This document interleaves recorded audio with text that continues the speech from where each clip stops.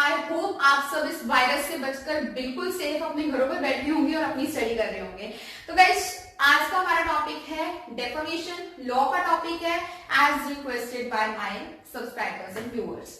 तो गाइस चलिए शुरू करते हैं अपना आज का टॉपिक बिना किसी देरी के। लेकिन उससे पहले आपको वीडियो को लाइक शेयर सब्सक्राइब करना है और हाँ ना पसंद आए तो बेशक डिसलाइक भी कर देना।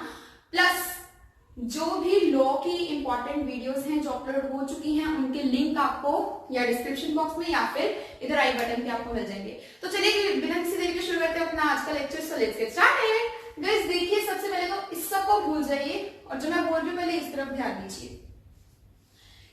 लोग अपनी उम्रें लगा देते हैं, कितने साल पूरी की पूरी उम्र बिता देते हैं अपनी रेपुटेशन को बिल्डअप करने के लिए अपनी सोसाइटी में। बिल्कुल ठीक है।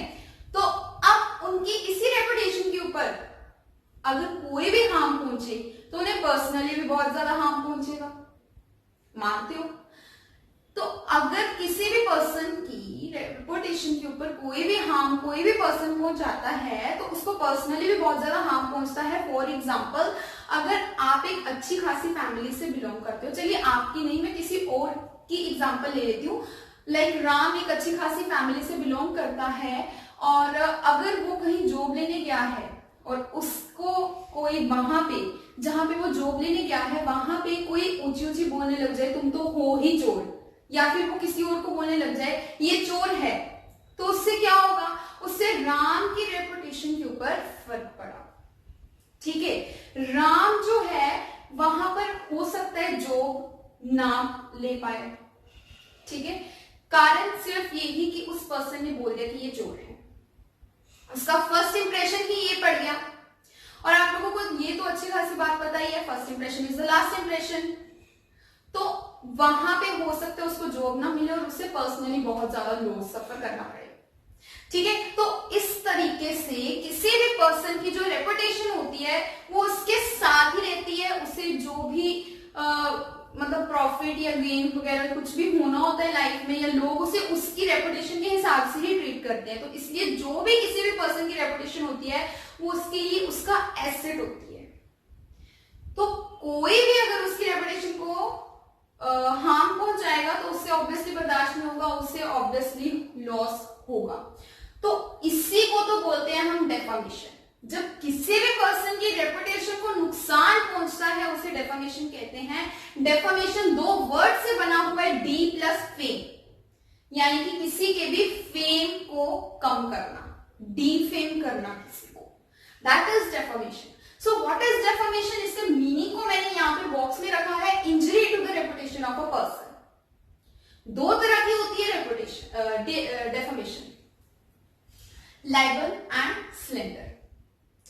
लाइबल जो होती है वो परमानेंट फॉर्म में होती है और जो स्लेंडर होती है वो ट्रांजिट फॉर्म में होती है। जैसे कि मैंने किसी भी एबीसी पर्सन के खिलाफ पोस्टर्स निकलवा दिए और लिख दिया कि ये चोर है, ये डाकू है या ये मर्डर है, व्हाटएवर, किसी के पर्सन के बारे में ऐसे ऐसे बुरा भला लिख दिया और मैंने सभी जगह पोस्टर्स पेस्ट करवा दिए।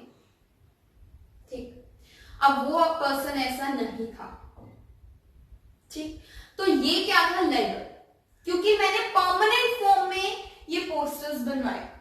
ठीक, लेकिन अगर मैं बोलती हूं, मैं किसी को कहती हूं कि एबीसी पर्सन चोर है, डाकू है या मर्डर है, तो ये एक ट्रांजिट फॉर्म में बोला मैंने। मेरे बोलने के बाद वो चीज खत्म हो गई, मतलब जो मेरे वर्ड्स थे वो उसी टाइम खत्म हो गए। लेकिन अगर मैंने रिटर्न पोस्टर्स बनवाए या फिर रिटर्न कुछ लिखवाया है, ठीक है, तो वो परमानेंट फॉर्म में आ गया। तो जो भी चीज परमानेंट फॉर्म में आती है वो होती है लाइबल। कोई डेफामेटरी स्टेटमेंट अगर परमानेंट फॉर्म में है तो वो लाइबल होती है, और अगर कोई डेफामेटरी स्टेटमेंट ट्रांजिट फॉर्म में तो स्लेंडर कहलाती है। तो इसकी एग्जांपल्स क्या हो गई लाइबल की? Writing, printing, picture. और स्लेंडर की एग्जांपल्स क्या हो गई? स्पोकन वर्ड्स या फिर जेस्टर्स। लाइक अगर कोई भी किसी को मैं इशारा कर दूं एबीसी पर्सन के बारे में कि ये तो, इसका मतलब क्या होगा? कि वो पागल है। ठीक है, तो पागल है का मतलब क्या है? मैंने एक जेस्टर ही दिया है, तो ये एक टेम्परेरी फॉर्म में था। ये परमानेंट फॉर्म में जेस्चर मैंने नहीं दिया, ये मैंने टेम्परेरी फॉर्म में दिया, तो ये क्या हो जाएगा स्लेंडर।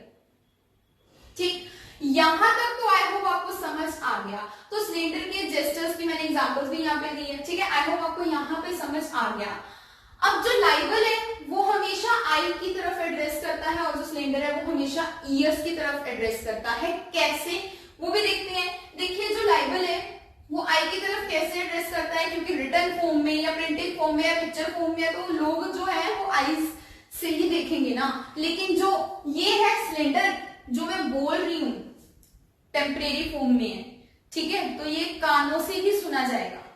ठीक है, हाँ इसके जो जेस्चर्स है वो देखे जा सकते हैं, तो it may address two year and I भी लिख सकते हो आप। ठीक, लेकिन इसमें एक एक्सेप्शन ये भी है, इसमें एक एक्सेप्शन ये है कि finger language of deaf and dumb, कोई भी डेफ है, डम्ब है, जो गूंगा बहरा पर्सन है, वो अब क्या करेगा, वो अगर एक्शंस देगा अपने हाथों से तो वो किधर आएंगे, वो इसमें एक्सेप्शन है, वो ईयर की तरफ नहीं, वो आईज की तरफ एड्रेस कर रहे हैं।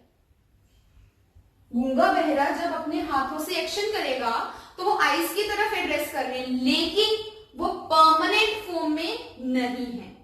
क्योंकि वो परमानेंट फॉर्म में नहीं है इसलिए वो इधर आएंगे स्लेंडर की तरफ। ठीक है, नेक्स्ट जो लाइबल है वो एक्शनेबल पर से है। एक्शनेबल पर से का मतलब क्या होता है, actionable without the proof of damages, मतलब आपको यहाँ पर डैमेजेस का प्रूफ देने की कोई जरूरत नहीं है। आप ना भी दोगे तो माना जाएगा, क्योंकि हर तरफ पोस्टर्स तो लगाए ही हैं, सबको तो पता ही है। ठीक है, लेकिन यहां पर स्लेंडर में आपको अपना प्रूफ देना ही पड़ेगा। So this is all about, अभी हमारा आगे भी पढ़ा है, आप पहले इसे नोट कीजिए या एक बार अच्छे से रीड कीजिए, फिर हम आगे चलते हैं।